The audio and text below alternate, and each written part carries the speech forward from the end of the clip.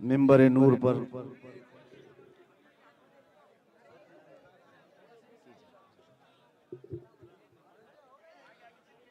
जलवाबार सादात व मशाइख उलमाए ज़वील एहतराम हाज़रीन अहले सुन्नत व जमात, अस्सलामु अलैकुम व रहमतुल्लाहि व बरकातुहू। अल्हम्दुलिल्लाह अल्हम्दुलिल्लाहिल हन्नानिल मन्नान अल्लज़ी खलक़ल इंसान व अल्लमहुल बयान वस्सलातु वस्सलामु अला रसूलिही सय्यिदिल इंसि वल जान व अला आलिही व अस्हाबिही ज़विल खैरि वल इहसान, अम्मा बअद। फ़अऊज़ु बिल्लाहि मिनश शैतानिर रजीम, बिस्मिल्लाहिर रहमानिर रहीम। फ़ला तख़शौहुम वख़शौनी वलिउतिम्म निअमती अलैकुम वलअल्लकुम तहतदून। सदक़ल्लाहु मौलाना अज़ीम। बारगाह रिसालत में आप सल्लल्लाहु तआला अलैहि वसल्लम में एक बार दुरूद पाक का हदिया पेश करें। अल्लाहुम्मा सल्लि अला सय्यिदिना मुहम्मदिन मअदनिल जूदि वल करम व आलिही व अस्हाबिहिल किराम व इब्निहिल करीम व बारिक व सल्लिम सलातन दाइमतन सरमदन अबदा। या रसूल अल्लाह, या हबीब अल्लाह, तेरे इश्क की बदौलत मुझे जिंदगी मिली है। तेरे इश्क की बदौलत मुझे जिंदगी मिली है। मेरी बात बन गई है तेरी बात करते करते। है जो जिंदगानी बाकी ये इरादा कर लिया है।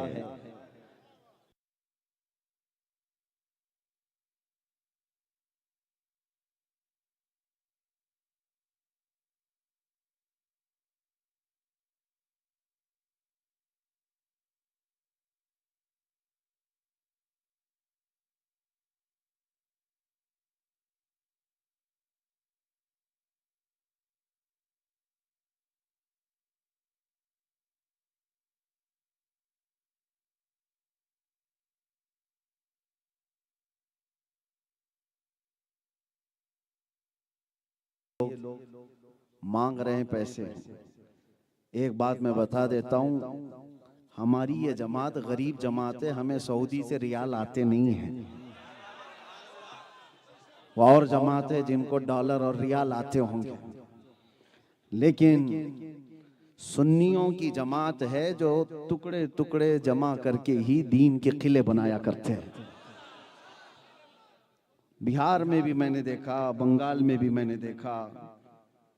शुरू में ऐसा लगता था कि ये मेंबर और ये स्टेज पूरा इन लोगों ने चंदे के लिए कर लिया है, लेकिन मेरे अजीजों, ये छोटी छोटी सी पाई अपने लिए नहीं मांग रहे, रसूलुल्लाह के दीन के लिए।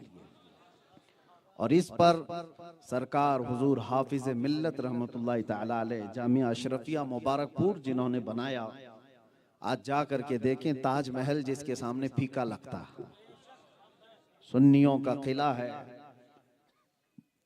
अल जामियातुल अशरफिया मुबारकपुर बनाने से कबल सरकार हाफिज मिल्लत रहमतुल्लाह तआला अलैह रोजाना कुछ तलबा को लेकर मुबारकपुर निकल जाते थे रात को, और नात शरीफ पढ़ते हुए तलबा जाते थे और लोग अपने घरों से ला लाकर झोली में चवन्नी और अठन्नी डालते थे। बस चवन्नी और अठन्नी इतनी ही जमा करके वापस आते और सुबह फिर बैठकर बुखारी शरीफ पढ़ाया करते थे। उन्होंने चवन्नी और अठन्नी भी जमा किए, तब जाकर के वो एक अजीम किला बना है। ये उलमा जिस वक्त दीन के लिए मांग रहे हों, तो आप उनके मांगने पर भी ऐब ना समझें और आपके यहाँ पर देने पर भी ऐब ना समझें। अल्लाह तबारक व तआला अपने पेट के लिए मांगने से हमेशा महफूज रखे। और दूसरी बात, काफी देर से मैं देख रहा हूं कि हर बार का मजमा बढ़ता ही जा रहा है। ये जुन्नेर में हमारी तीसरी आमद है, 2022, 2024 और 2026। 2024 में 24 तो बुरा होता ही है, और हमारे लिए भी 2024 की 3 फरवरी थी जो आपके इलाके में आए थे। और चौथी को उठा कर लेके चले भी गए थे। यही आखिरी जलसा था, जुन्नैर का आखिरी जलसा था। ये रऊफ भाई आए, इस जलसे के बाद ही मुझे उठा करके लेकर गए। तो मैं इनसे फिर से पूछा, वापस फिर से कराना चाहते हो? फिर उसी इलाके में। लेकिन एक बार बंदा जब रिहर्सल से गुजर जाता है तो हर खौफ निकल जाता है। जो डर और जो खौफ दुनिया को दिखाया जाता है और अल्लाह ताला अपने बंदों को उसके करीब से गुजार कर वो डर निकाल देता है। आपको पता है, कभी हम सोचते थे कि चलो,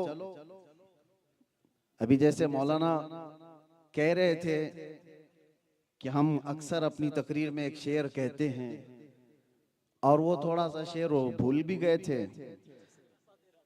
तेरे इश्क की बदौलत मुझे जिंदगी मिली है। अक्सर मैं कहा करता हूं, लेकिन जैसे उन्होंने ये कहा कि मैं एक शेर अक्सर करता हूं तो मुझे वो वाला शेर याद आ गया, कुछ देर की खामोशी है। खामोशी कहते हैं तो शोर हो जाता है, बात अलग है। उसके बाद फिर हम नहीं कहते, डर के मारे नहीं, इसलिए नहीं कहते कि अब हमारा 4 साल का बच्चा भी याद कर चुका है, आगे की सारी बातें सबको याद है। बहरहाल मेरे अजीजों, हालात जो भी, मैं एक वाकया पढ़ रहा था। सैयदना मूसा कलीमुल्लाह अलैहिस्सलातु तस्लीम, अल्लाह के जलीलुल कद्र पैगंबर हैं। फिरौन के सामने मूसा अलैहिस्सलाम को जाना था तो अल्लाह ताला ने आपको एक मौजज़ा दिया था। मौजज़ा क्या है? आपकी जो लाठी थी, आपकी जो लकड़ी थी, उसको जमीन पर डालते तो सांप बन जाता, अजदा बन जाता, और फिर उसको हाथ में ले लेते तो वापस लकड़ी बन जाता। यह हज़रत मूसा अलैहिस्सलाम का मौजज़ा है, कुरान में इसका जिक्र है। लेकिन मूसा अलैहिस्सलाम उस जलीलुल कद्र पैगंबर को अल्लाह ताला ने डायरेक्ट मौजज़ा फिरौन के सामने डालने का हुक्म नहीं दिया। जाकर के भरे दरबार में तुम डाल दो लकड़ी और ये अज़दा बन जाए, नहीं। फिरौन के पास जाने से पहले रब तबारक व तआला ने एक तजुर्बे से उनको गुजारने के लिए पहले हुक्म दिया कि तुम अपनी लकड़ी जमीन पर डालो। जब कोई था नहीं वहां, जैसे ही लकड़ी जमीन पर उन्होंने डाली वो अज़दा बन गया। अल्लाह ने फरमाया, ला तखफ खुदहा वला तखफ, आप पकड़ लो ऐ मूसा, डरो मत। इसलिए कि पहली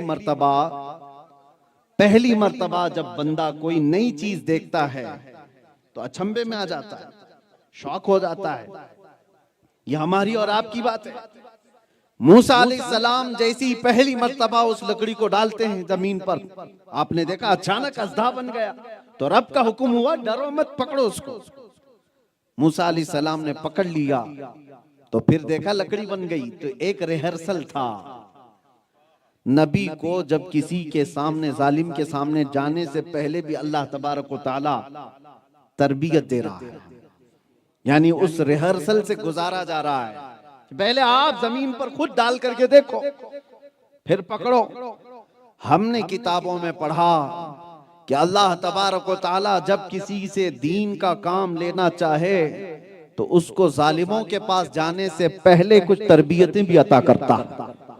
सहाबा इकराम की जिंदगी भी, ताबईन और औलिया कामिलीन की जिंदगी भी। तो उलमाए रब्बानीन इस बात को समझें कि जिंदगी में अगर कोई मुसीबत आ जाए, मस्जिद के इमाम, जैसे अभी मौलाना लोग यहाँ पर भी इमाम हैं, कोई ट्रस्टी निकाल दिया इनको। क्यों मौलाना, क्यों निकाल दिया? कहा जुम्मा में भयानक तकरीर कर दिया था, दूसरे दिन इन्होंने फायर कर दिया, कमेटी वालों ने निकाल दिया। मौलाना जाओ बोरिया बिस्तर लेकर। मौलाना छोटे बच्चों को लेकर के निकल पड़े। लेकिन इस वाक़े के बाद मौलाना को अब डरना नहीं चाहिए, उन्हें समझ जाना चाहिए मेरी किस बात से इन्होंने निकाला। अगर वो हक बात पर थे तो उस हक बात पर जमे रहे और डटे रहे। यह जो आई हुई मुसीबत है, तुम्हें अचानक निकाल दिया गया, अचानक तुम्हें बेघर होना पड़ा, अपने बच्चों को और अपनी बीवी को लेकर जाना पड़ा। इसके बाद अब इतनी मजबूती आ जानी चाहिए कि रब तबारक व तआला अब तुमसे दीन का बहुत बड़ा काम लेने वाला है। छोटी मुसीबत तुमने देखी है, छोटी मुसीबत देखी है, हो सकता है रब तबारक व तआला अब ट्रस्टियों के सामने नहीं, बहुत बड़कों के सामने बोलने का तुम्हें हुक्म अता फरमाएगा।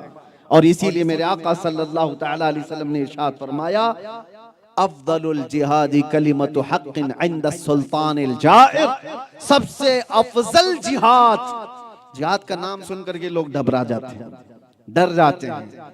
मेरे अजीजों, ये मुकद्दस लफ्ज है, एक पवित्र लफ्ज है। दूसरों से डर डर करके तुम ये छुपाते रहोगे तो मेरे नबी की आधी सीरत तुम्हें छुपानी पड़ जाएगी। नबी पाक सल्लल्लाहु तआला अलैहि वसल्लम की जिंदगी पाक, क्या हुजूर ने जिहाद नहीं किया है? अगर लफ्ज जिहाद प्रोपेगेंडा की शक्ल इख्तियार कर चुका कुफ्फार और मुशरिकीन की तरफ से, तो मैं उस पर भी अभी आता हूं। आपको छुपाने की जरूरत नहीं, उसकी अच्छाइयां और उसकी सच्चाइयां बता करके रहो। मेरे आका सल्लल्लाहु तआला अलैहि वसल्लम फरमाते, सबसे अफजल जिहाद हक बात कहना जालिम बादशाह के सामने, जालिम बादशाह के सामने हक बात कहना। अजीजा ने गिराम वकार, यह उलमाए रब्बानियीन की सिफात में से है कि अगर वो ये मनसब छोड़ दें तो अल्लाह ताला बहुत नीच कौम को तुम्हारे ऊपर हाकिम बना देगा। जब ये मनसब कोई छोड़ दे, हक बयान करना। इसीलिए मैंने कुरान पाक की आयत ये तिलावत की, फला तख्शौहुम वख्शौनी, रब ताला फरमाता है उनसे मत डरो, मुझसे डरो। एक खौफ खुदा अपने सीने में बसा लो, अल्लाह हर खौफ तुम्हारे दिल से निकाल देगा, हर खौफ निकाल देगा। और रब ताला कुरान पाक में इरशाद फरमाता है, इन्नमा ज़ालिकुमुश शैतानु युखव्विफु औलियाअहु फला तखाफूहुम वखाफूनी इन कुंतुम मुमिनीन। अगर तुम ईमान वाले हो तो ये आयत सुनो। अल्लाह फरमाता है वो शैतान है जो अपने चेलों के जरिए से डर डालता है तुम्हारे दिलों में, खौफ डालता है दिलों के अंदर। कैसे डालता है? इसकी तफसीर में अल्लामा कुर्तुबी रहमतुल्लाह ताला अलैह फरमाते हैं, शैतान अपने चेलों को जमा करता है, जितने मुनाफिक हैं, जितने कुफ्फार हैं, इसके चेले हैं, और उनकी ताकत बढ़ा चढ़ा करके बोलने वाला एक जमात में आ जाता है। कोई तुम्हारे अंदर आएगा, मुनाफिक कौन है? दुश्मन तो आपको समझ में आ जाता है ये देख करके, मुनाफिक नहीं समझ में आता। तुम्हारी जमात में बैठा होगा, हो सकता है दाढ़ी टोपी वाला होगा, लेकिन बिका हुआ होगा और उसका दिल कुफ्र में भरा हुआ होगा, इस्लाम की बुग़्ज़ और अदावत उसके दिल के अंदर होगी, लेकिन दिखता वो मुसलमान होगा। कुरान की तफसीर में फरमाया गया, ऐसा शख्स आएगा और तुम्हारे दिलों के अंदर डर डालेगा, खौफ डालेगा। अरे ऐसे मामलात हैं, उनकी ताकत कितनी है पता है? उन्होंने कितनी ताकत जमा की है पता है? सहाबा इकराम रिदवानुल्लाह ताला अलैहिम अजमईन के जमाने में ये बात आई थी। एक शख्स आया था जमात में जो मक्का के कुफ्फार और मुशरिकीन की ताकत बता बता करके सहाबा को डरा रहा था। कहां तुम निकले हो बगैर चप्पल के, कहां तुम निकले हो फाका करते हुए? उनकी ताकत देखते हो, उनके पास हथियार, भाले, नेज़े कितने हैं। अल्लाह ने उसके रद में यह आयत उतारी, कुरान में बयान फरमाया, ये शैतान के चेले हैं जो डर सुनाते हैं, तुम उनसे न डरो। अल्लाह फरमाता मुझसे डरो अगर ईमान रखते हो।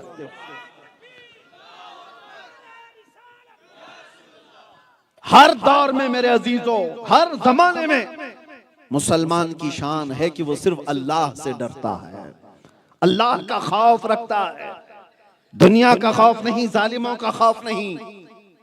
और तभी तुम्हारी जिंदगी में तुम जी सकोगे, वरना चापलूस बन करके कितने लोग जी रहे हैं। बहुत हैं जिनको चाटुगिरी करने की आदत है, कभी इधर की, कभी उधर की, कभी उसका उठाया, कभी इसका उठाया, और बाद में जिंदगी ऐसी हो जाती है, धोबी का कुत्ता, न घर का न घाट का, इधर का भी नहीं रहा, उधर का भी नहीं रहा।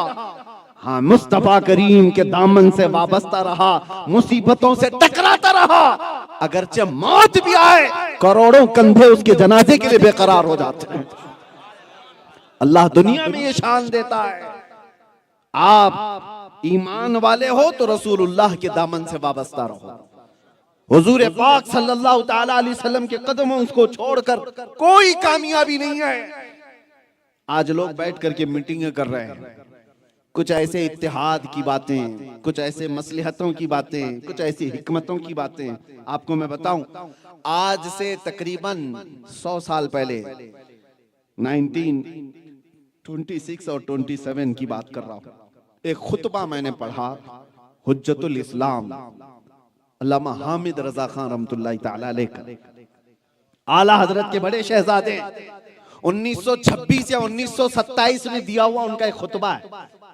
हैरत हुई पढ़ करके उस पूरे उस तकरीर में आपने जो बयान किया, ऐसे बयान कर रहे हैं वो कि हालात बता रहे हैं कि मुसलमानों हालात इस तरह के हैं, लोग फलां जगह पर तुम्हारी गत्थम होकर के एक जत्थे के साथ होकर मार डालते हैं, तुम्हारी मॉब लिंचिंग होती है, फलां होते हैं, इतने सारे हालात, खुफिया प्लानिंग होती है, मारने की धमकियां होती हैं, इस्लाम को खत्म करने की बातें होती हैं, शान रिसालत में गुस्ताखियां होती हैं। ये सारा खुतबा 1926 का दिया हुआ मैं पढ़ रहा था तो ऐसा लग रहा है ये 2025 की बात चल रही है, आज की बात चल रही है। उस वक्त के हालात पर खुतबा दिया हुआ, आज के हालात भी सेम है।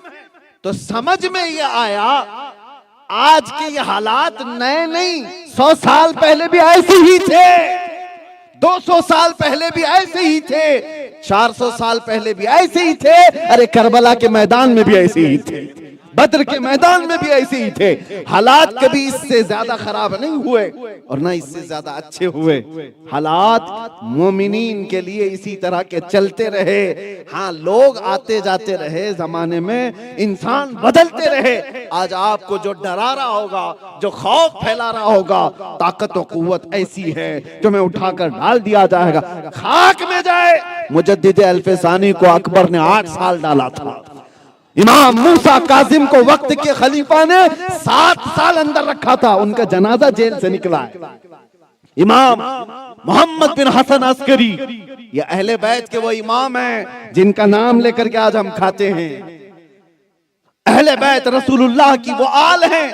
इमाम मोहम्मद बिन हसन अस्करी 20 साल जेल में गुजार करके आए, बल्कि ऐसी रिवायतें हैं कि उन्होंने सूरज तक नहीं देखा, जितने साल जेल में काटते रहे। ये वो सारी तारीख है। तो आप क्या समझ रहे हैं ये नया है? नया कुछ नहीं है, सब दस्तूर के मुताबिक वैसा ही चला आ रहा है। और आगे का इंतजार भी मत करो, हालात बहुत अच्छे हो जाएंगे। अरे तुम्हें गाड़ी चलाना हो तो ट्रैफिक में ही गाड़ी चलाकर सीख सकते हो, इंतजार मत करो रोड खाली होगा गाड़ी चलाऊंगा सीखूंगा। जिस तरह से हालात हैं उन्हीं हालात में ईमान के साथ जी करके जाना होगा, इस्लाम पर अमल करके जाना होगा। तुम इंतजार किसका कर रहे हो? कोई जमीन से निकल करके हालात अचानक बदल देगा, आसमान से टपक जाएगा।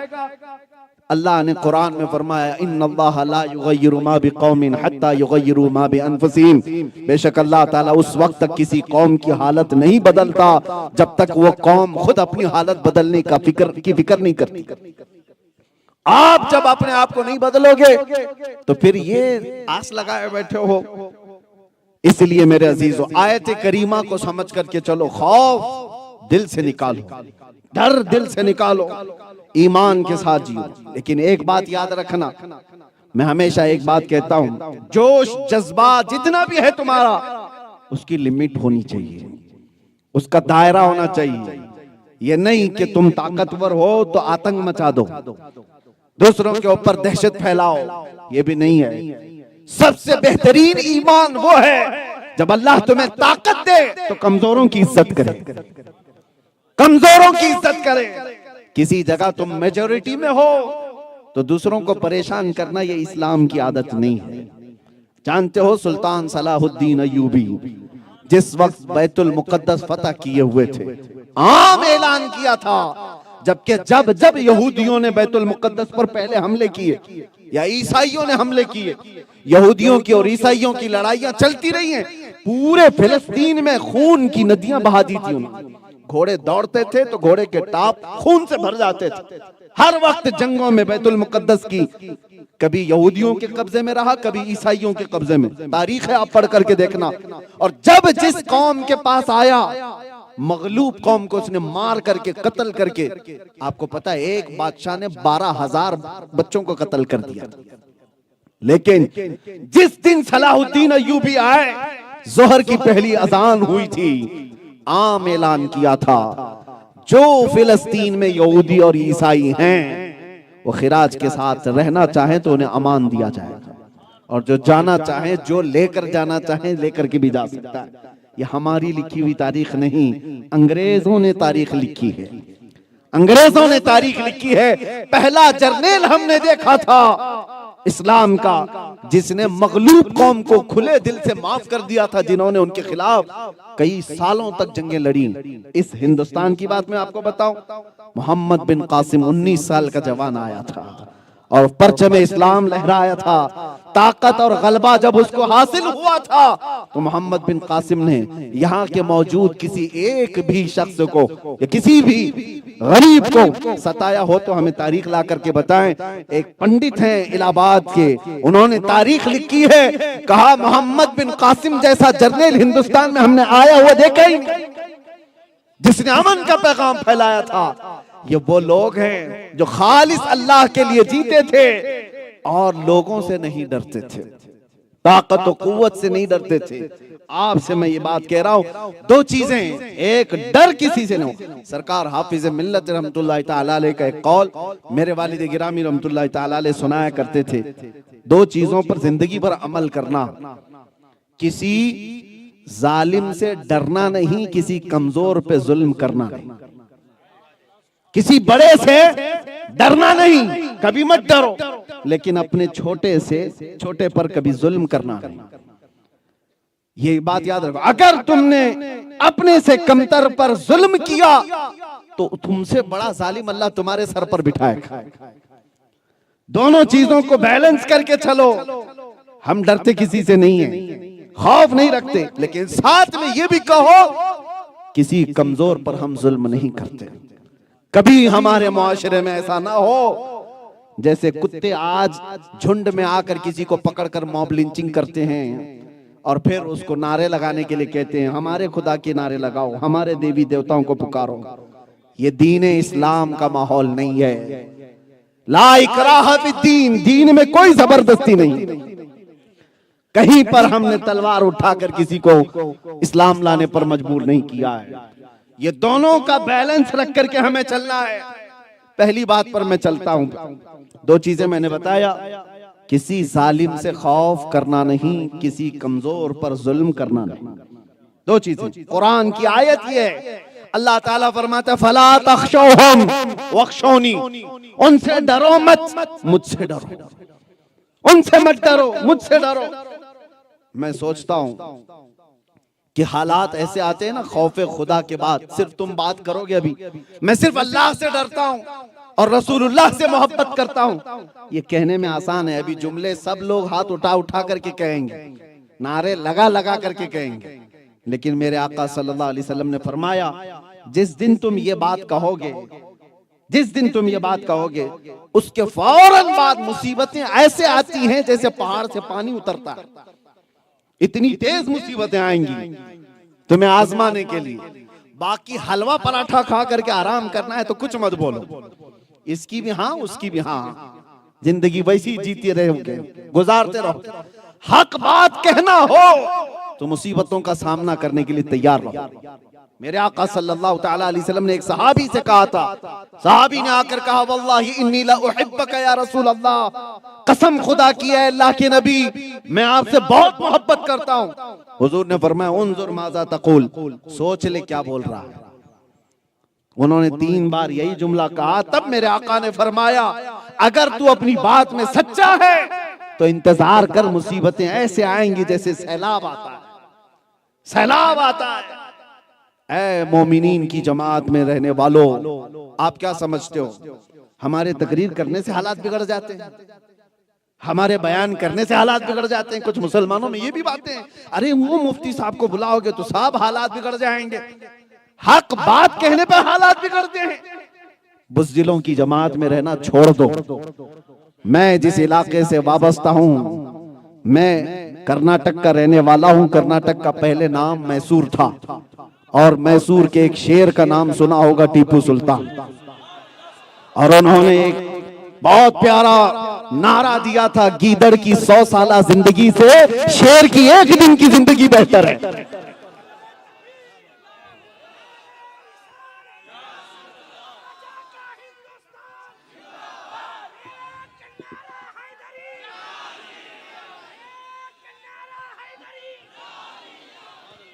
सरकार मुफ्ती आजम हिंद रहमतुल्लाह ताला अलैह जिस वक्त बरेली शरीफ में मौजूद, उस वक्त इंदिरा का कहर चल रहा था, डिक्टेटरशिप, इमरजेंसी नाफिज हो गई थी। हो सकता है हमारी इन बातों को सुनकर के कांग्रेसी लोग नाराज हो जाए, फर्क नहीं पड़ता, वैसे भी डूब रही है। आपको एक बात बताऊं, इमरजेंसी के दौर में कानून लाया गया था पॉपुलेशन कंट्रोल करने के लिए। कैसे कंट्रोल करेंगे कि नसबंदी को कंपलसरी कर दिया जाए, एक बच्चा हो जाए, 2 बच्चा हो जाए तो नसबंदी करा ले। औरतें तो करती हैं, मर्दों की भी कर दे। ये कानून बन के आ रहा था, और इस कानून के लिए आड़ जो थे उनके लिए तो यही था कि मुसलमान इसको नहीं मानेंगे, मुसलमान इसको मानेंगे नहीं, इसलिए कि हमारी शरीयत में इस चीज को हराम करार दिया गया। अल्लाह तबारक व तआला तुम्हें अगर औलाद दे रहा है तो कुरान में 3 जगह रब तआला ने फरमाया, तुम उनके रिज्क की फिक्र मत करो, नहनु नरज़ुकुकुम व इय्याहुम, हम तुम्हें भी रिज्क दे रहे हैं और उनको भी देने वाले हैं। बच्चे का रिज्क अल्लाह ताला दे रहा है, तो नसबंदी का, हाँ, बचने के, कम बच्चे करने के तरीके मौजूद हैं, इस्लाम ने बताए, हदीस में मौजूद है। आप अपने आप को रोक सकते हो, लेकिन ये नहीं कि बंद कराना, उसके तरीके अलग है। बच्चे कम रखने की ऐसा नहीं है कि आपको ये आज जो फैलाया जा रहा है, इनके 14-14 बच्चे होते हैं, 4-4 बीवियां होती हैं। अरे वैसा हो गया होता तो फिर तुम कहां बैठे होते? ऐसा कहां है? लेकिन बात यह है कि प्रोपेगेंडा फैलाया गया। मैं आपसे कह रहा हूं, सरकार मुफ्ती आजम हिंद के जमाने में जब ये बात आई तो इंदिरा का कहर भी था, इमरजेंसी भी थी, ऐसे कि जो हुक्म दिया जाए, बूढ़े हजरात या बड़ी उम्र वाले जानते हैं उस दौर को, डर डर करके सारे जी रहे थे। मुसलमानों की बात थी तो उन्होंने सोचा कि मुसलमानों को समझाने के लिए मौलाना लोग ही सही हैं, और मौलाना लोग बोलेंगे तो सही हो जाएंगे। तो सबसे पहले वो लोग जिस दरबार में गए थे वहां से फतवा लेकर के आए, देवबंद से, तो वहां से तो मिल ही जाएगा, इसलिए कि जो तारीख बता रही है। अब वो मिल भी गया, ऐलान भी हुआ, लेकिन असर किसी पर होता नहीं, इसलिए कि हिंदुस्तानी मुसलमानों पर राज है तो आला हजरत का, बरेली का है, यहां पर हासिल करना बड़ा मुश्किल है। तो फिर यहां कारिंदे भेजे गए, सरकार मुफ्ती आजम हिंद जिस वक्त जलवा बार हो, मेरे अजीज हो, अल्लाह अकबर, सरकार मुफ्ती आजम हिंद की महफिलें ऐसी हैं कि बगैर टोपी कोई मजलिस में बैठता तो आप उसकी तरफ नहीं देखते थे कि शनाख्त अपनी खो जा रहे हो तुम। जो किसी की परवाह ना करते वो हुकूमत की कहां करते। जब ये बात आई तो मुफ्ती आजम हिंद ने अपनी तरफ से फतवा लिखा कि दूसरी जगह से ये ऐलान हो रहा होगा, कहीं और से तुमने फतवे लिए होंगे, शरीयत मुस्तफा सल्लल्लाहु ताला अलैहि वसल्लम का हुक्म ये है, नसबंदी हराम है तो हराम, और ये ऐलान हो गया। इसका मतलब ये नहीं है कि ये बोलने के बाद पूरा डंका बज गया और सब खत्म हो गया। तारीख पढ़ो, जिस प्रेस से ये फतवा छपा था, हुकूमत वक्त के कारिंदों ने वो पूरा प्रेस जला दिया था। जितने लोग ये पोस्टर दीवारों पे लगा रहे थे, सबको पकड़ पकड़ करके अंदर किया था, लेकिन मुफ्ती आजम हिंद तक हाथ नहीं पहुंचा। लेकिन जितने लोगों ने शरीयत हक्का की इस बात को फैलाने की कोशिश की, सबको पकड़ करके मारा गया, दबाया गया। प्रेस को, अखबार को कहीं ये छापने की इजाजत नहीं थी। उस इमरजेंसी के दौर में सरकार मुफ्ती आजम हिंद से लोगों ने कहा, बड़ी मुसीबतें हुजूर, बड़ी मुसीबतें हैं, क्या क्या होगा। तो आपने सिर्फ इतना कहा था, फतवा नहीं बदलेगा, तख्त बदल जाएगा। और लोगों ने देखा तारीख में फिर जो डिक्टेटर यहां बने हुए थे, अचानक अल्लाह तबारक व तआला का कहर ऐसा आया कि तख्त ही उलट गया।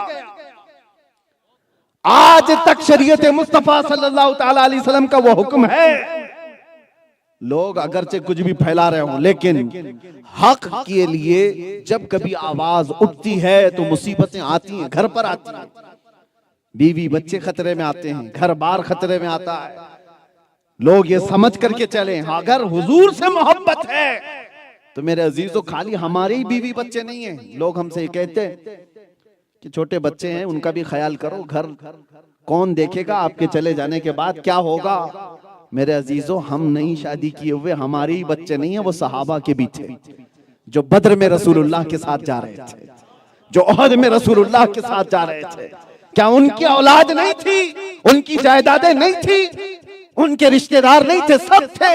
एक जंग ऐसी है जिसमें 1 महीना तक सहाबा पेट पर पत्थर बांध करके लड़ते रहे। जंगे खंदक का मौका मैं बता रहा हूं। वापस वो जंग खत्म हुई, 5 किलोमीटर दूर है सिर्फ मदीने से, 5 किलोमीटर है। सहाबा वापस आ रहे थे रसूलुल्लाह के साथ, थके हारे, जख्मों में चूर। बीच रास्ते में जिब्राइल अमीन आए और अर्ज किया, या रसूल अल्लाह सल्लल्लाहु तआला अलैहि वसल्लम, अल्लाह का हुक्म है यहीं से आप बनु नुज़ैर की जंग पर जाएं।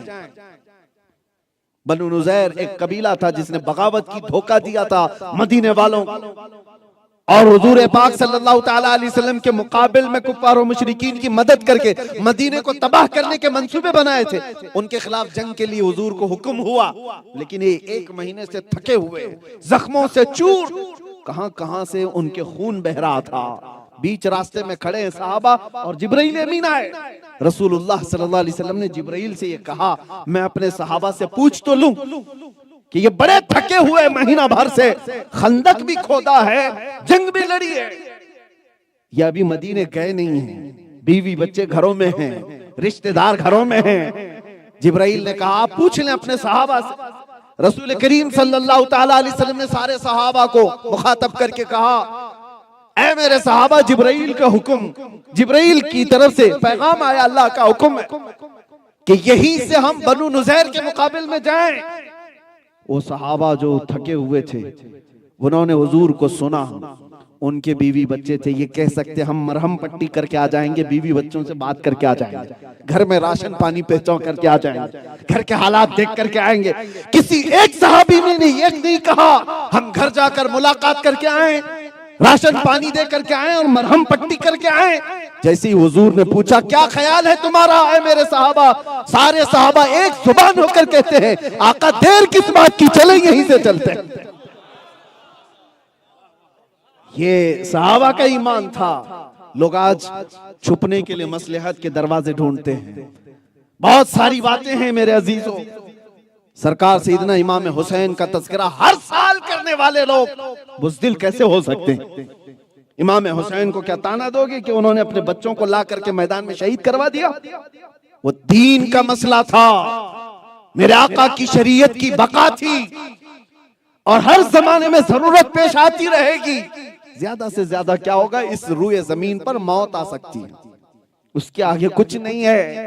और आशिक रसूल मौत से कभी डरता नहीं है, इसलिए कि मौत उसके लिए हादसा है जिसको जलना है, जलना है, जलना है, जलना है। और मौत उसके लिए हादसा नहीं जिसका यह अकीदा हो, इधर आंख बंद होगी उधर दीदारे मुस्तफा होगा। उसके लिए हादसा नहीं है, ये तोहफा है, ये तोहफा है। इसीलिए तो आशिकों की जमात ने कहा था, मर करके जब कब्र में जाएंगे और मुनकर नकीर उठाकर पूछ रहे होंगे, बता तेरा रब कौन है, तेरा दीन क्या है, हुजूर को दिखाकर पूछेंगे इनके बारे में क्या कहता था। आशिक सादिक ये कहता है, ये सवालात तो सब छोड़ो, अब तो पाए नाज से आए फरिश्तों क्यों उठूं, अरे मर के पहुंचा हूं यहां इस दिलरुबा के वास्ते, मर के पहुंचा हूं यहां इस दिलरुबा के वास्ते। हुजूर को देखने के लिए मुझे मरना पड़ा है, मैं कब्र में आया हूं तो नबी को देखने के लिए।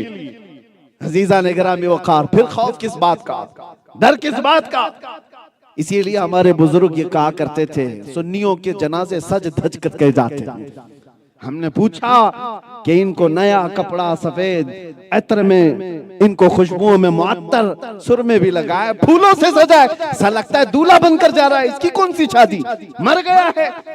लेकिन बुजुर्गों ने कहा नहीं, इसको सजा सवार कर इसलिए भेजा जा रहा है कि आज अपने नबी से मुलाकात के लिए जा रहा है शबे गोर भी उसी गुल से मुलाकात की रात। मौत का खौफ नहीं, डर हर चीज का निकालो। हाँ, रब तबारक व तआला इरशाद फरमाता है, वलनबलुवन्नकुम बिशैइन मिनल खौफ, हम थोड़ा सा डर दे करके तुम्हें आजमाते हैं। हाँ, दुनिया में कुछ चीजों का डर आता है, ऐसा नहीं है कि बिल्कुल नहीं आएगा, लेकिन रब ताला फरमाता है वो डर भी हमारी तरफ से दिया हुआ है। थोड़ा सा डर हम देते हैं और उसके बाद तुम कुल उसी को ना समझ बैठो। जैसे कुछ कौमें इसलिए गुमराह हुई कि उन्होंने सूरज का कहर देखा तो सूरज को खुदा समझ बैठे कि ये कभी भी आग फेंकता है। आसमान का जलाल देखा, कभी पत्थर बरस गए या कुछ भी हो गया तो आसमान को खुदा समझ बैठे, उनकी इबादतें करने लगे। समंदर की तुग़यानी देखी तो उसकी इबादत करने लग गए, ये बहुत ताकतवर है। वो डर था, उसके बाद इम्तिहान था। डर दे करके रब तबारक व तआला इम्तिहान लेता है। फिरौन का जुल्म देखा लोगों ने, इतना पावरफुल है तो उसकी इबादत करने लग गए। हर जमाने में आज भी होंगे कुछ ऐसी कौमें जिनको अल्लाह ने ताकत और कुव्वत दिया है, पावर दिया है, कुर्सी दिया है, वो पैसा भी उनके पास, कुर्सी भी उनके पास, फिर उसके बाद जुल्म का एक नया खेल रचा जाता है। इस वक्त इम्तिहान होता है। इस जुल्म को देखकर, इनकी ताकत को देखकर कहीं खुदा मत समझ लेना, खुदा मत समझ लेना, इबादत करने पर ना लग जाना। अल्लाह फरमाता है हम तुम्हें डर दे करके आजमाते हैं। कितने वो हैं इस दुनियावी डर के बाद भी अल्लाह की इबादत में लगे रहते हैं, और कितने वो हैं जो इनके तलवे चाटने लग जाते हैं। आज तुम्हारा इम्तिहान होगा, तुम्हारा इम्तिहान होगा। एक चीज पर बाकी रहो, दुनिया ये हमेशा के लिए नहीं है। किसी की कुर्सी हमेशा के लिए नहीं है, किसी की नहीं है। यहाँ बैठे हुए जितने भी हैं ताकत के नशे में नाचते रहे, लेकिन पता नहीं है। आपने तारीख देखी होगी, इससे पहले के कितने बादशाह हैं उनके नाम किसी को याद भी नहीं। कितनी ऐसी कुर्सियां गुजरी, 5 साल, 10 साल, 15 साल, अब अखबार के कोने में भी उनका जिक्र नहीं आता। जिन्होंने आतंक मचाया था, जुल्म किया हुआ था। हर जुल्म गुजरता चला जाएगा, हर रात के बाद सवेरा आना है।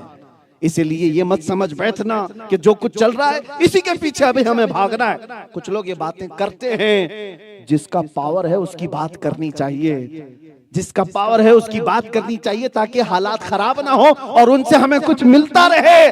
जालिमों, तुम्हारा पावर जो दिख रहा है ये सिर्फ और सुबह से लेकर शाम तक की ये सूरज की परछाइयों की तरह का पावर है। अगर तुम ये कहते हो जिसका पावर है उसी से डरना चाहिए, तो मैं ये कहता हूं हर जमाने में पावर मेरे मुस्तफा का, हर जमाने में हुकूमत मेरे मुस्तफा की है। जिसको आला हज़रत फाजिल बरेलवी रदी अल्लाह ताला अन्हु ने अपने कलाम में यूं समझाया है, सारे मोमिनीन को खौफ न रख रजा जरा, तू तो है अब्दे मुस्तफा, तेरे लिए अमान है, तेरे लिए अमान है। और फिर आला हज़रत ने ये भी कहा, जिसको अपनी निस्बत मुस्तफा पर यकीन हो वो डरता किस बात से, हम रसूलुल्लाह के, जन्नत रसूलुल्लाह की।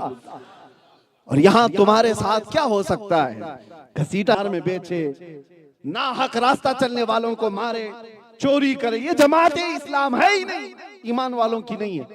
ऐसी कई जमातें आई हमारा नाम लेकर के दुनिया में खौफ फैलाने के लिए, लेकिन दुनिया को उन जमातों से डर नहीं।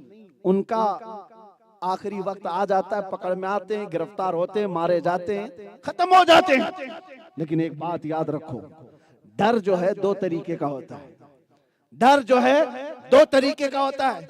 एक है उस्ताद से भी डर लगता है और एक कुत्ते से भी डर लगता है। दोनों डर में जमीन आसमान का फर्क है। कुत्ते से जो डर है वो काट लेने का डर है, उस्ताद से जो डर है वो अजमत का डर है, वो इज्जत का डर है। अब मैं आपको बताऊं, दुनिया को जो लोग ये कहते हैं ना मुसलमानों से डराया जाता है, तो उन जमातों से जो डराया जाता है, जो आतंक फैलाती हैं, वो कुत्ते वाला डर है। और सुन्नियों से जो लोगों को डर लगता है वो अजमत वाला डर है। क्यों? इसलिए कि सुन्नियों के पास खुफिया प्लानिंग नहीं है, सीक्रेट मीटिंगें नहीं है। अरे हम तो बिखरे हुए लोग हैं, यहाँ तो जमा नहीं होते, मस्जिद के चार सदर हो जाते हैं और सब लड़ते रहते हैं। हमारी जमात में बिखराव बहुत है, हमें सब पता है, ये कहीं पर जमा नहीं होते। लेकिन एक नाम मेरे मुस्तफा का जब आ जाए, कैसी भी दुश्मनी हो, पुकारता है तो हर कोई पुकारता है लब्बैक या रसूल अल्लाह।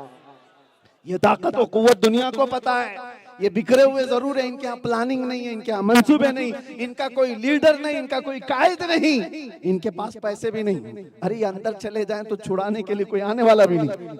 ये सब गरीबों की जमात है। लेकिन खौफ तुम्हारा जो दिलों में है वो अजमत वाला है, इसलिए कि उनको पता है बिखरे हुए जरूर हैं, लेकिन दिल में ऐसी मोहब्बत रखते हैं कि पुकारेंगे तो मदीने तक आवाज जा सकती है, पुकारेंगे तो मदीने तक आवाज जा सकती है। ये डर है। इसी को इकबाल ने 100 साल पहले कहा था, अंग्रेजों की जुबानी। अंग्रेज क्या कहते थे सुन्नियों को देखकर? ये फाका कश मौत से डरता नहीं जरा, रूहे मोहम्मदी इसके बदन से निकाल दे, इसके बगैर कुछ नहीं होगा। अंग्रेजों ने कहा था रूहे मोहम्मदी इसके बदन से निकालो। ये पावरफुल चीज है।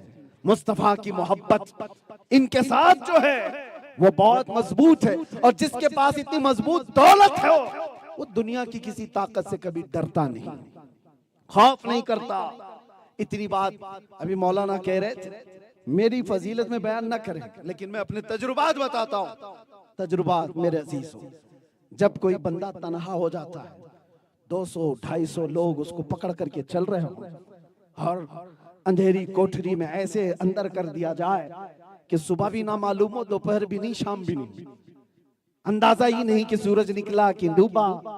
ऐसे हालात में कौन होता है? हमें पता है। मैं यहाँ से चीखूंगा, पुकारूंगा तो मेरी माँ भी नहीं सुनेगी, मेरी बीवी भी नहीं, मेरे बेटे भी नहीं, मेरे भाई बहन भी नहीं सुनेंगे, अजीज तरीन लोग भी नहीं सुनेंगे, और अगर वो बाहर रो रहे होंगे उनकी आवाज भी मुझे नहीं सुनाई दे। हमने अंधेरी कोठरियों में देखा एक जात है, एक जात है जिसके मुतालिक सुन्नियों का अकीदा है, हम यहाँ से पुकारे वो वहां से सुने। दूर और नजदीक के सुनने वाले वो कौन? काने लाले करामत पे लाखों सलाम, हम यहाँ से पुकारे वो वहां से सुने। मुस्तफा की समाअत पे लाखों सलाम।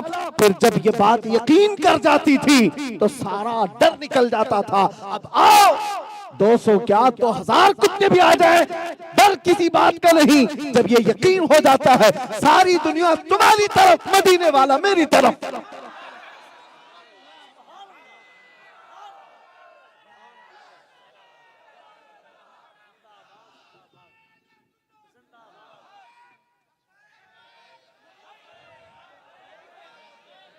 और एक बात मैं पूछता हूं जुन्नर वालों, तवज्जो के साथ, ईमान के साथ जवाब दो, ईमान के साथ। तुम्हारा यह अकीदा है या नहीं कि अल्लाह का रसूल आमिना का लाल हमारे साथ है? बेशक नबी पाक सल्लल्लाहु अलैहि वसल्लम हमारे साथ है, ये अकीदा है कि नहीं? जब इतना बड़ा अकीदा रखते हो तो फिर उनके सामने कौन सा कीड़ा मकोड़ा है? बात है, वाह। कौन सा कीड़ा मकोड़ा है? मेरे अजीजों, वो सहाबा का ईमान लेकर के आओ। हम मैदान उहद में एक खातून दौड़ती हुई आई थी, एक खातून दौड़ती हुई आई थी जिसके 4 रिश्तेदार मर गए थे, शहीद हो गए थे, भाई भी, बेटा भी, बाप भी, शोहर भी। लेकिन उस खातून ने वो चारों रिश्तेदारों को नहीं देखा। मदीने वालों से पूछने लगी, आमिना के लाल कैसे, रसूलुल्लाह कैसे हैं? लोगों ने कहा वो सलामत है, तो उन्होंने कहा, वो खातून ने, अरुणी मुझे दिखाओ पहले, मैं नबी पाक को देखना चाहती हूँ। जिसके घर में मैयत हो, बेटा भी शहीद हो गया वो जंग में, भाई भी, एक औरत के 4 रिश्तेदार बड़े अहम होते हैं, शोहर भी, बेटा भी, भाई भी, बाप भी, और वो औरत कहती है मैं रसूलुल्लाह को देखना चाहती हूँ। जब नबी पाक को दिखाया गया तो अपना आंचल फैला करके वो खातून कहती है, या रसूल अल्लाह कुल्लु मुसीबतिन बादक जुललुन, ऐ अल्लाह के नबी अगर आप हैं तो हर मुसीबत छोटी है, हर मुसीबत छोटी है अगर आप सलामत हैं। अगर आमिना का लाल सलामत है तो मेरी कायनात सलामत है। आपसे मैं ये कहता हूं, नबी पाक की इज्जत अगर सलामत है, हमारी इज्जतें बाकी रहेंगी। और अगर हुजूर की इज्जत पर फर्क आएगा, हम अपनी इज्जत बना के करेंगे क्या? हम अपनी इज्जत बना के क्या करें? हमें लोग सलाम मारे, हमारे लिए लोग खड़े हो जाए, हमारे लोग हाथ चूमे, हमें गुल पोशियां करें, हमें चादर पोशियां करें। अरे नबी पाक की इज्जत के बाद तुम्हारी हैसियत क्या है? अल्लाह करीम जिसकी इज्जत में इतनी बुलंदियां की हैं, वरफ़अना लका ज़िक्रक कहा, उस नबी पाक की इज्जत पर अगर तुम सीरियस नहीं रहे तो इंतजार करना। इमाम गजाली का एक कौल है, आपने फरमाया जब उम्मत नबी पाक की इज्जत के लिए सीरियस ना हो, हसास ना हो, तो वो इंतजार करे। चंद दिनों के बाद उन पर एक जमाना ऐसा आएगा, उनकी बीवियां और उनकी माएं, उनकी बहनें बाजारों में नीलाम की जाएंगी। ये कुछ नहीं कर सकेंगे, ये कुछ नहीं कर सकेंगे। उम्मत पर वो वक्त आ जाएगा। मैं बहुत साल पहले इस जुमले को पढ़ा था और कहा भी था, आप देखना माओ, बहनों, बेटियों सबकी इज्जतों पर हर्फ आ जाएगा। इसलिए कि उस कौम को क्या जीने का हक है जो अपने नबी की इज्जत के लिए सीरियस नहीं, जो अपने नबी पाक सल्लल्लाहु ताला अलैहि वसल्लम की हुर्मत के लिए पहले अपने घर बार की इज्जत देख रही हो। मेरे अजीजों, सहाबा जो पकड़े गए थे मुशरिकीन के हाथों में, उसमें एक सहाबी हैं खुबैब इब्न अदी, उनके नाखूनों को पकड़ से खींचा था मक्का वाला, नाखूनों को पकड़ से खींचते थे और मारते थे। हर बच्चा खड़ा होकर पत्थर मारता था और उनके कान काटे गए, उनके होंठ काटे गए, नाक भी काटी गई, उनकी आंखों में सलाइयां फेरी गई। इतना सब बर्दाश्त करने के बाद दुनिया तो ये कहती है कितनी जिल्लत की बात है, इसको कैसे जलील किया जा रहा है, लेकिन उस सहाबी ने कभी ये नहीं महसूस किया, दिल में ये ख्याल भी नहीं लाया कि मेरी कोई जिल्लत हो रही है। उसी हालत में रहे। लोगों ने सिर्फ इतना कहा था, तुम्हारी जगह अगर मोहम्मद होते तो क्या ये अच्छा होता। सब कट जाने के बाद भी तड़प कर कहा था उस सहाबी ने, कसम खुदा की अभी मेरे जिस्मों को और काट तो बर्दाश्त है, मेरे नबी के तलवों में कांटा भी चुभे मुझे गवारा नहीं। ये ईमान था उनका, ये ईमान था। वो नबी पाक की इज्जत के लिए फिक्रमंद थे, इसलिए रब ताला ने उनको आसमाने हिदायत का तारा बना दिया। वो सहाबा थे। एक सहाबी हैं ओहद के मैदान में जिनका पेट फट गया, अंतड़ियां बाहर आई हैं, 12 नेज़े उन पर लगे हुए हैं, अभी सांस निकली नहीं थी। 2 सहाबा आए उनकी खैरियत पूछने के लिए, मैदान में गिरे हुए और 2 सहाबा ने आकर के कहा रसूलुल्लाह तुम्हें याद कर रहे हैं। इतना कहना था वो रो पड़े, कहनियों से आगे बढ़ने की कोशिश कर रहे थे, पेट फटा हुआ है। उस सहाबी ने कहा शायद मेरे पास ज्यादा वक्त नहीं, ऐ आने वालों रसूलुल्लाह तक मेरा सलाम पहुंचा दो, हुजूर तक मेरा सलाम पहुंचा दो, और फिर तुम आए हो मुझे देखने के लिए। मैं एक बात कहता हूं, मैं तो जा रहा हूं दुनिया से, तुम्हारे जीते जी अगर रसूलुल्लाह तक किसी का हाथ पहुंच गया तो याद रखना कयामत के दिन तुम्हारा उज्र कबूल नहीं किया जाएगा। जो आदमी कट चुका है, फट चुका है, उससे फिक्र है तो इज्जत रसूल की फिक्र है। जाने से 2 मिनट पहले बंदा ये तो कहता आने वालों घर में ये बचा हुआ है, बीवी को दे देना, बेटों को दे देना, घर संभाल लेना, रिश्तेदारों को आखिरी सलाम, कुछ नहीं कहा उस सहाबी ने। आने वाले सहाबा से कहा याद रखना तुम्हारे जीते जी अगर नबी पाक तक किसी का हाथ पहुंच गया तो कयामत के दिन तुम्हारा उज्र कबूल नहीं किया जाएगा। फिक्र है तो इज्जत मुस्तफा। इसलिए उन सहाबा को रब तबारक व तआला ने आसमान का तारा बना दिया। जो नबी पाक की इज्जत के लिए हसास होता है, अल्लाह उसकी इज्जत को बुलंद करता है। आज जुन्ने आने के लिए हमें कितने पापड़ बेल पड़ने पड़ते हैं, पता नहीं कितनी दूर का इलाका पहाड़ों में बसा हुआ, लेकिन यहाँ आओ देखो, अरे तुम्हारा क्या ताल्लुक है बरेली से, क्या ताल्लुक है। कितने तो ऐसे होंगे जो बरेली कभी गए नहीं होंगे, देखे नहीं होंगे, लेकिन इस मजमे में भी अगर पुकारो इश्क मोहब्बत, इश्क मोहब्बत, ये नगमा तुम्हारी जुबान पर आया कहां से? पहाड़ों में बसी हुई कौम, जंगलों में बसी हुई कौम, दरियाओं के किनारे बसी हुई कौम, हर एक की जुबान पर मेरे रब ने इमाम अहमद रजा का नगमा पहुंचाया है। तो सिर्फ इसलिए कि वो आला हज़रत अपने बाप दादे के कसीदे नहीं पढ़ते थे, जिंदगी भर रसूलुल्लाह की इज्जत के मुहाफिज रहे।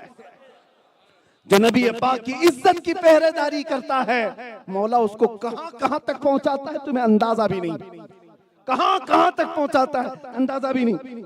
बात रसूलुल्लाह की इज्जत की हो और खौफ किसी से ना हो, अल्लाह ताला उसके कलाम को भी जिंदा रखता है, उसके नाम को भी जिंदा रखता है। कुर्सियां कितनी आई और चली गई, मेरे अजीजों कुछ नाम बाकी रह गए। आज 800 सदियों से, 800 सालों से गरीब नवाज की हुकूमत चल रही है कि नहीं चल रही? हर आने वाला बच्चा गरीब नवाज की हुकूमत को अपने दिलों पर महसूस करता है। क्यों? वो जालिमों से दब करके रहने वाले लोगों में से नहीं थे। अरे उनका क्या नहीं किया गया? हाँ, उनको दरख्त के नीचे बैठने नहीं दिया जाता, पानी बंद कर दिया गया और उठ करके जाने पर मजबूर कर दिया गया। ताकतवर लोग थे, जादूगर लोग थे, बादशाहों की फौज थी, सब जेर हो गए। इसलिए कि कुरान की आयत पर गरीब नवाज ने अमल किया था, फला तख्शौहुम वख्शौनी, उनसे मत डरो, मुझसे डरो। आपको पता है शादी देव एक बहुत बड़ा पंडित था, और उस जमाने में शादी देव, उससे पहले उसका नाम दूसरा था, रामदेव। ये वाला नहीं है, बहुत पहले की बात कर रहा हूं। सरकार गरीब नवाज, एक अंक वाले की बात नहीं कर रहा, सरकार गरीब नवाज के दौर में उस वक्त मौजूद सारे लोगों ने बड़े साहब के पास जाकर के कहा कि ये फकीर आया है, दुर्वेश आया है, और पूरे अजमेर का माहौल ऐसा हो गया वैसा हो गया। उसके पास 500 लोग ऐसे थे जो तरबियत में थे।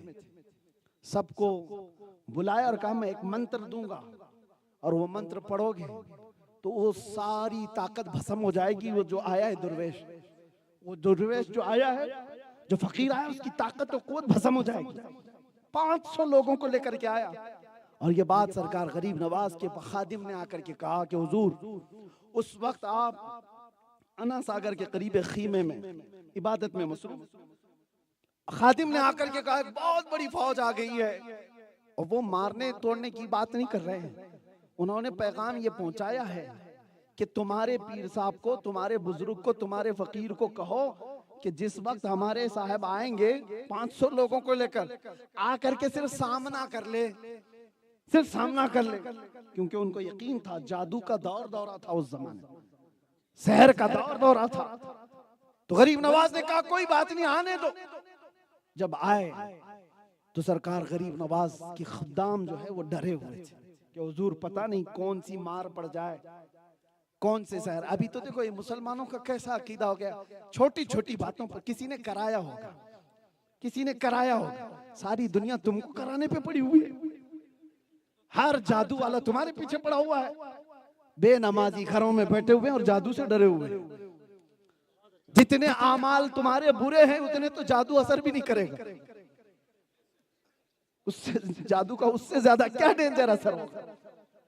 अरे तौबा करो, अपने अमाल से बाज आओ। हर जादू क्या असर करे। वो गरीब नवाज का जमाना देखो, जादूगरों की बड़ी जमात आई है, तब भी डर नहीं, खौफ नहीं। मुझे रब का खौफ है, अल्लाह का डर है। अपने खुदाम के डर को देख करके कहा कुछ नहीं करना। कहा हुजूर वो तो मंत्र पढ़ रहे हैं जादू के, हम क्या करें? कहा तुम ला इलाहा इल्लल्लाह पढ़ो, बस इतना पढ़ो। कहा ठीक है। उस झोपड़ी से, उस खीमे से आने का वक्त है, और उधर बड़े पुजारी ने सारे अपने चेलों को लेकर मैदान में जमा किया, और उसके बाद बुलाया, बुलाओ तुम्हारे दुर्वेश को। वो सारे खड़े थे, सुनिए तवज्जो, सारे खड़े थे, और बड़े साहब ने मंत्र पढ़ने का हुक्म दे दिया, सारे मंत्र शुरू कर दो। अभी मंत्र शुरू नहीं हुए थे, गरीब नवाज अपने खीमे से बाहर आए। अल्लाहू अकबर, चेहरे में जमाले मुस्तफा, पेशानी से निकलने वाला वो नूर जिसे देखकर हर कोई आंखें झपकाना भूल जाए। वो जैसे ही अपने खीमे से आए, तो साहब ने कहा अपने चेलों को मंत्र पढ़ना शुरू कर दो, तो सारे मैदान में खड़े पढ़ना शुरू कर दिए, मगर उसका मंत्र नहीं, हर एक की जुबान पर ला इलाहा इल्लल्लाह, ला इलाहा इल्लल्लाह, वीर नारे रिसालत, ख्वाजा का हिंदुस्तान, ख्वाजा का हिंदुस्तान, खलीफा हुजूर ताजुश शरिया फैजान हुजूर सरकार रब्बानी।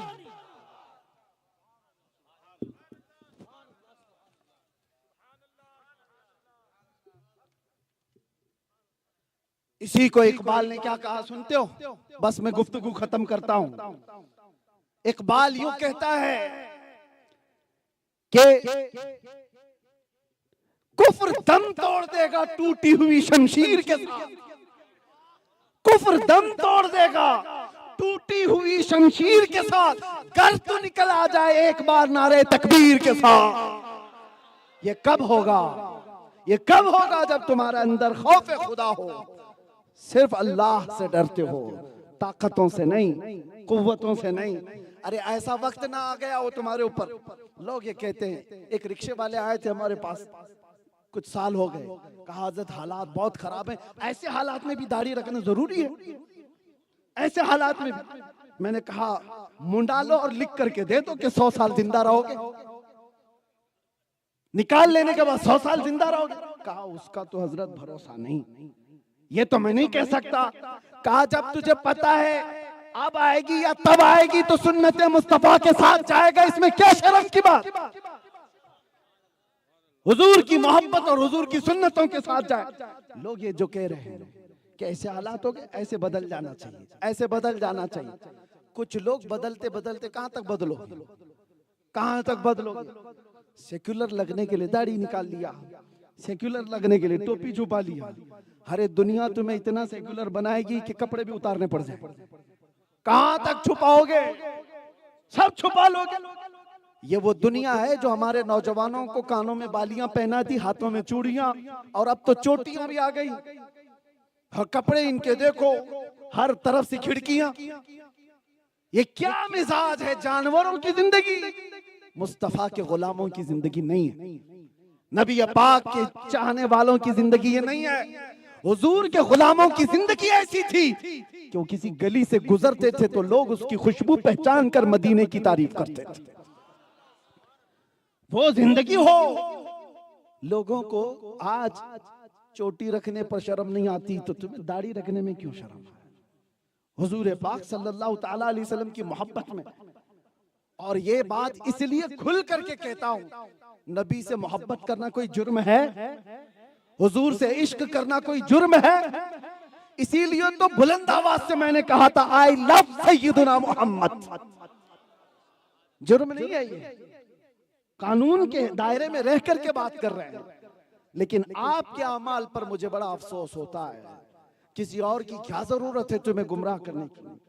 एक बड़े ऑफिसर है हमारे मिलने वाले हैं, लेकिन नाम के इजहार के बाद बगैर मैं आपसे कहता हूं, उन्होंने कहा मुफ्ती साहब आप इतने जज्बाती क्यों हैं अपनी कौम को लेकर के, क्यों इतने जज्बाती हैं? मैंने कहा इनके हालात देख करके डर लगता है, इसलिए बोलते हैं डर लगता है। उन्होंने कहा एक बात मैं अपने तजुर्बे से बताऊं, आपकी पूरी कम्युनिटी को कोई कुछ नहीं कर सकता, सिर्फ अगर ये टूटेगी तो आपके अपने लोगों से ही टूट सकती, बाकी कोई इनको कुछ नहीं कर सकता।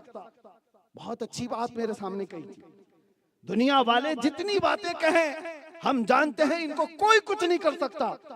आपकी खुद की कौम जब तक अपने आपस में नहीं तोड़ेगी कोई नहीं तोड़ सकता। और ये कुरान की बात है। अल्लाह ने फरमाया वलन यजअलल्लाहु लिलकाफिरीना अलल मुमिनीना सबीला। अल्लाह हर किस ताकत नहीं देगा ईमान वालों पर किसी को। लेकिन आपके हालात ऐसे हैं एक दूसरे को तोड़ रहे। कैसे? ये जो छोटे बच्चे हैं ये जानते हैं ये बाइक राइडिंग कहां से सीखते हैं? ये जो हुल्लड़ मचाना मोहल्लों में कहां से सीखते हैं? नौजवानों से। तुमने उनके अंदर अखलाक को तोड़ा है। नौजवान आज जिन अखलाक के पीछे भाग रहे हैं ये अपने आने वाली नस्ल में ये ट्रांसफर करते जा रहे हैं, तुम्हें अंदाजा भी नहीं। तुम अपने कपड़े फाड़ करके पहन रहे हो, और उसके बाद कहते हैं मेरी लाइफ है, मुझे एंजॉय करने दो। तुम्हें पता नहीं तुम्हारे पीछे एक नस्ल तुम्हें देख रही है, कितने बच्चे तुम्हें देखकर आइडियल समझते हैं और उसके बाद वही हरकत वो भी करना चाहते हैं। तुमने अखलाक को तोड़ दिया, मेरे मुस्तफा करीम सल्लल्लाहु अलैहि वसल्लम के अखलाक। हाँ, एक नौजवान वो होता है मेरे अजीजों, मैंने कुछ बच्चों को भी देखा है, मैं बहुत उनकी इज्जत करता हूँ। कुछ बच्चे वो है जो हमें देखते भी रहे, उनके माँ बाप उन्हें दिखाते भी। एक बच्चा मौलाना साहब लेकर के आए, छोटा सा है, 4 साल का है, और उससे पूछा कि बेटा बताओ क्या करना चाहते हो। वो मेरा नाम लेकर कहता है मैं सलमान अजहरी बनना चाहता हूँ। मैं अपनी तारीफ में नहीं कह रहा, अल्लाह ताला मुझसे 1000 दर्जे बेहतर बनाए, 1000 दर्जे बेहतर बनाए। लेकिन मेरे अजीजों, ये चीजें ट्रांसफर होती हैं, अखलाक बदले जाते हैं आने वाली नस्लों में। आज हम जिस तरह से बोलते हैं, मैं भी ये ऐलान करके जाता हूं। लोगों ने पूछा भी था कि क्या होगा इसका, इतना बोलकर अंदर चले गए, फिर जाओगे, फिर जाओगे, फिर मारे जाओगे, कुछ भी होता रहेगा। लेकिन मैं उनसे कहता हूं, याद रखना एक जमाना आएगा जब हमारी नस्लें आएंगी, उन नस्लों को ये सब बातें याद रहेंगी, कौन क्या कह रहा था। इस जमाने में उन नस्लों को ये बात तो याद रहेगी कि कुछ कुत्ते नबी पाक की शान में भौंकते थे। उस वक्त वो इतना तो सीना चौड़ा करके कह सकते हैं, हमारे बाप दादे रोटियां नहीं सेक रहे थे, उन कुत्तों की दुम पर पांव रख के खड़े हुए थे। उनका फख्र होगा, उनका ईमान ताजा रहेगा। बाकी हमारे साथ जो ना है वो होगा, लेकिन कौम के अंदर बुज़दिली तो नहीं आएगी, बच्चों के अंदर बुज़दिली तो नहीं आएगी। उलमाए रब्बानी से फिर मैं आखिरी में यही कहूंगा, कुरान की आयत पर आ जाओ, फला तख्शौहुम वख्शौनी, उनसे मत डरो। अल्लाह फरमाता मुझसे डरो। अल्लाह फरमाता आगे, वली उतिम्म निअमती अलैकुम, और मैं अपनी पूरी नेमतें दे दूंगा, पूरी नेमतें दे दूंगा। सिर्फ अल्लाह से डरो, सिर्फ अल्लाह से खौफ करो। अल्लाह फरमाता पूरी नेमतें दे दूंगा। वलअल्लकुम तहतदून, और अल्लाह से खौफ करते रहोगे तो करीब है कि तुम ही हिदायत पर रहोगे, तुम ही हिदायत पर रहोगे। आप जब पैदा हुए थे, आपके कानों में किसी इमाम साहब ने कुछ कहा था? कुछ कहा था? मुसलमान बच्चा जब पैदा होता है तो कान में क्या पढ़ा जाता है? अल्लाहु अकबर, अल्लाहु अकबर। ये अजान की आवाज आई थी कि नहीं? सब बच्चों को ये कहा जाता है। क्यों कहा जाता है? आते साथ ही तुम्हें बता दिया जाए अल्लाह सबसे बड़ा है। दुनिया में आ रहे हो, किसी और को बड़ा मत समझना। कौन सबसे बड़ा है? अल्लाहु अकबर। और उसके बाद जब होश संभाला तो हर जगह ये आवाज आने लगी। मस्जिद में गया, अल्लाहु अकबर, झुकाने के लिए भी यही लफ्ज, उठाने के लिए भी यही लफ्ज।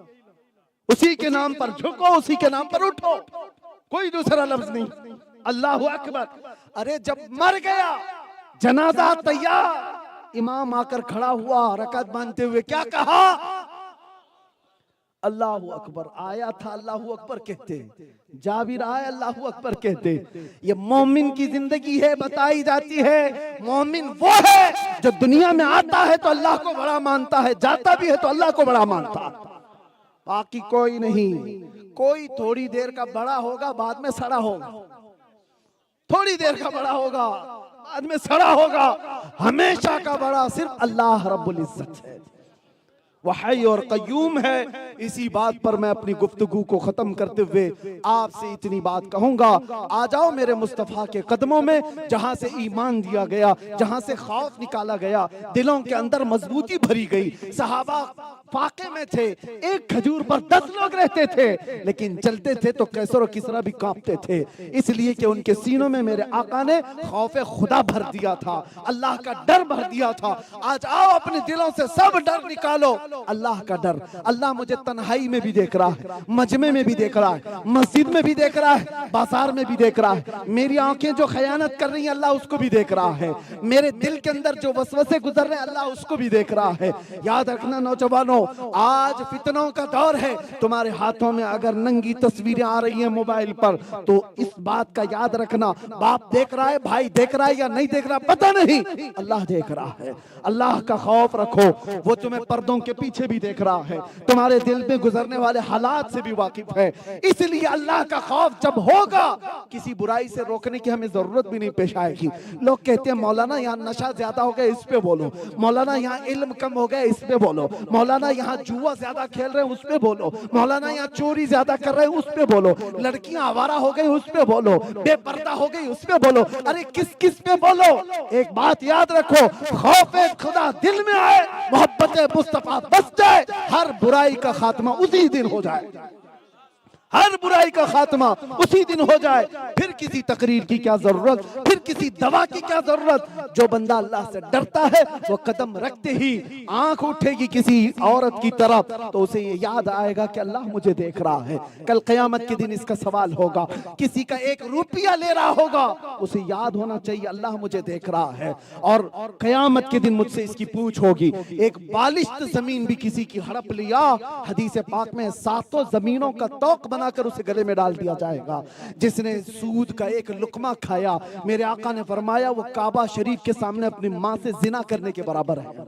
ये सारा खौफ खुदा तुम्हें दिला रहा हूं। शराब की 1 घूंट पीता है आदमी, तो क़यामत के दिन मुजरिमों का पीप गरम करके उसको पिलाया जाएगा।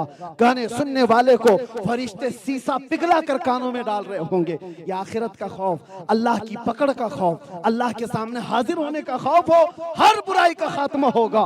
और साथ में खौफे खुदा के साथ जब मोहब्बत मुस्तफा बस जाए, मेरे अजीजों, उसके हर चलने फिरने में वो ये ख्याल करता है मेरे नबी कैसे चलते थे, मेरे आका कैसे बैठते थे। आज जवान कोई आकर पूछता भी नहीं, मौलाना बताओ तो सही मेरे आका ने शादी कैसे की थी, मेरे आका ने अपने बच्चों का अकीका कैसे किया था, हुजूर के जमाने में मंगनी हुई थी, वलीमा हुआ था, ये भी मुझे बताओ। नहीं, ये तो तलाक इद्दत के ही मसले पूछ रहे हैं।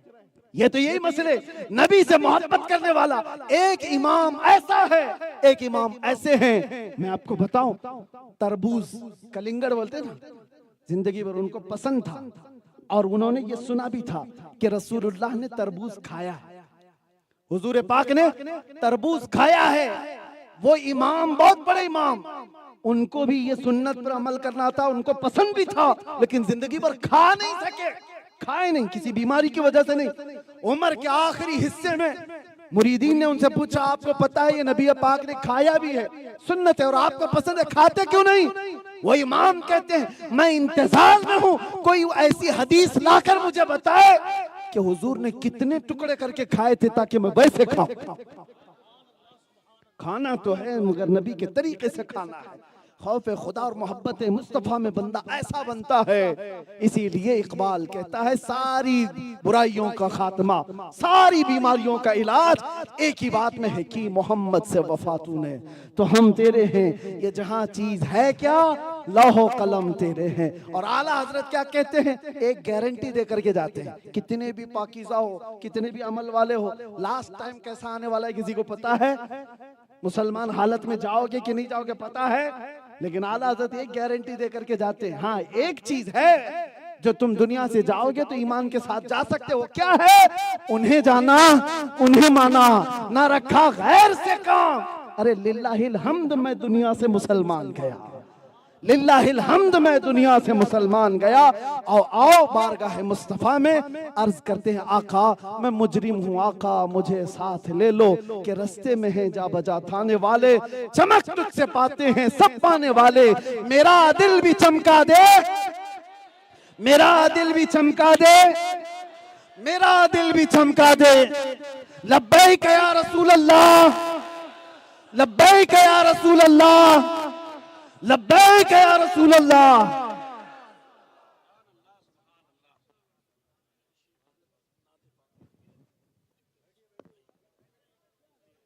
तशरीफ रखें। इमाम इश्क़ मोहब्बत फरमाते, लुत्फ उनका आम हो ही जाएगा, शाद हर नाकाम हो ही जाएगा, जान दे दो वादे दीदार पर, नकद अपना दाम हो ही जाए।